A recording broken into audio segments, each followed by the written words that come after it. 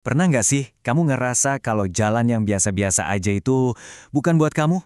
Hari ini kita bakal ngupas tuntas sebuah filosofi yang kuat tapi juga kontroversial. Jalan si serigala penyendiri. Ini adalah jalan buat mereka yang cukup berani buat ninggalin keramaian demi ngejar sesuatu yang luar biasa.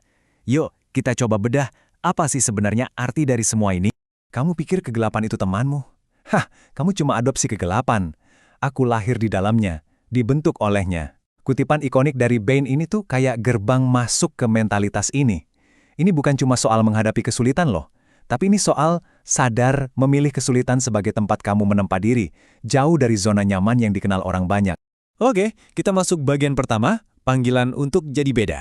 Setiap perjalanan besar itu kan selalu dimulai dari satu momen kesadaran.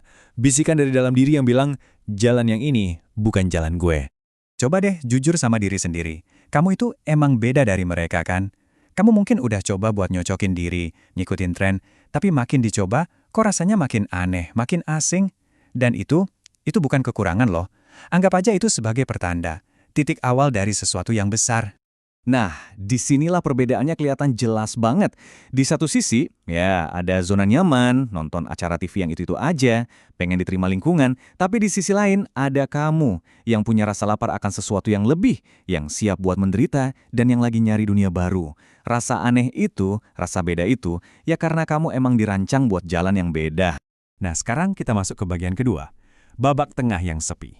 Ini nih, mungkin fase yang paling berat, di mana jalanmu mulai benar-benar belok dari jalan orang lain. Disinilah kesendirian yang sesungguhnya dimulai. Sebuah proses pisah yang sakit, tapi perlu banget. Jadi, babak sepi ini itu kayak masa transisi yang aneh banget. Kamu udah nggak nyambung sama teman-teman lama, tapi juga belum nemuin tempat di lingkungan yang baru. Kamu kayak terdampar di tengah-tengah, di limbo gitu. Ini bukan anomali ya, ini ujian yang emang harus dilewatin semua orang di jalan ini. Prosesnya tuh jujur aja sakit, dan polanya gampang ditebak. Kamu mulai berubah, teman-teman di sekitarmu nggak ngerti, terus mulailah ejekan-ejekan itu, kamu jadi ngerasa diasingkan, sendirian. Disinilah momen krusialnya. Kamu harus punya nyali buat jalan ngelewatin bagian tengah yang berantakan ini sendiri. Oh, nggak minum lagi? So alim lu ya? Ya udah sana, nikmatin aja baca buku di rumah, dasar kutu buku. Nah, celetukan-celetukan nyelekit kayak gini nih, jadi bukti nyata perpisahan itu. Kamu menukar kenyamanan sesaat bareng mereka dengan ejekan. Dan ya, itulah harga yang harus kamu bayar buat jadi versi dirimu yang lebih baik. Oke, kita sampai di bagian ketiga. Ini intinya, menempa diri dalam kegelapan.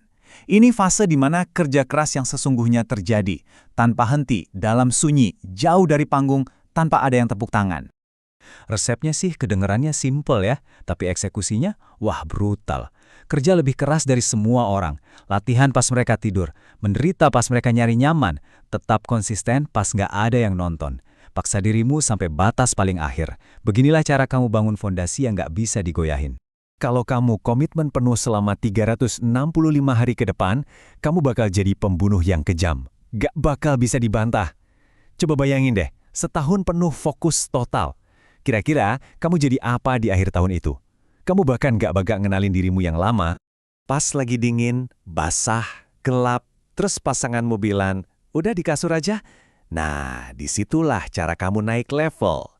Level up yang sebenarnya itu bukan pas semua gampang kan? Justru di momen-momen kayak gini, pas kamu memilih jalan susah, padahal yang gampang ada di depan mata. Nah, ini dia intinya. Keuntunganmu didapat justru saat orang lain lagi melemah. Waktu mereka istirahat, kamu kerja. Waktu mereka nyerah, kamu maju terus. Disitulah jarak antara kamu dan mereka tercipta. Lanjut, bagian 4, harga sebuah kemenangan. Ironisnya, justru pas kamu udah berhasil ngelewatin sepinya perjuangan, tantangan baru datang dari orang lain. Yuk kita bahas harga kemenangan yang jarang banget diomongin. Cerita pemilik gym ini pas banget buat gambarin ini. Waktu dia masih berjuang, tidur di lantai gym, semua orang dukung dia. 9 bulan kemudian, pas sukses datang, pas dia punya manajer dan mobil baru, dukungan itu hilang. Gantinya, sindiran. Wah, bos besar datang nih, nggak sok jago kan sekarang? Ternyata dukungan mereka ada syaratnya. Dan ini pelajaran pahitnya yang harus kamu tahu. Orang tuh senang kok lihat kamu sukses. Beneran. Tapi jangan sampai lebih sukses dari mereka. Begitu kamu ngelewatin mereka, ceritanya jadi beda. Dukungan bisa jadi rasa iri. Sukses adalah satu-satunya balas dendam. Bukan yang terbaik, tapi satu-satunya. Terus gimana cara ngeresponnya? Nggak usah debat, nggak usah buang-buang energi. Bangun aja sesuatu yang begitu besar yang nggak bisa disangkal. Sampai akhirnya, kesuksesanmu itulah satu-satunya jawaban yang mereka dengar. Dan akhirnya, kita sampai di bagian terakhir, tujuan utamanya, jadi pahlawan buat diri sendiri. Ini semua tentang mencapai kebebasan paling tinggi, bebas dari butuhnya pengakuan orang lain. Inti filosofi ini tuh simple. Kamu nggak bakal nemuin dirimu di zona nyaman. Kayak kata David Goggins, mulai taruh dirimu di situasi-situasi yang payah. Disitulah kamu nemuin dirimu. Itu satu-satunya cara. Jadi tujuannya tuh apa? Tujuannya adalah ini, membangun pikiran di mana satu-satunya piala yang penting itu ada di dalam kepalamu sendiri. Pujian dari luar bisa datang dan pergi, tapi rasa hormat ke diri sendiri yang kamu bangun dari keringat dan penderitaan, nah, itu piala yang nggak bisa direbut siapapun. Dan mungkin, ya puncak dari semua ini, diucapin paling pas sama Snoop Dogg. Terakhir, gue mau makasih sama diri gue sendiri. Makasih udah percaya sama gue, makasih udah kerja keras. Pada akhirnya, kamu harus jadi supporter nomor 1 buat dirimu sendiri. Itulah tujuan akhirnya. Jadi kita tutup di sini. Ingat, satu-satunya hal yang pasti kalau kamu nggak ngejar kemenangan, ya kekalahan. Kita semua tahu jalan ini susah. Pertanyaannya bukan soal susahnya. Pertanyaannya sekarang buat kamu, siap nggak bayar harganya?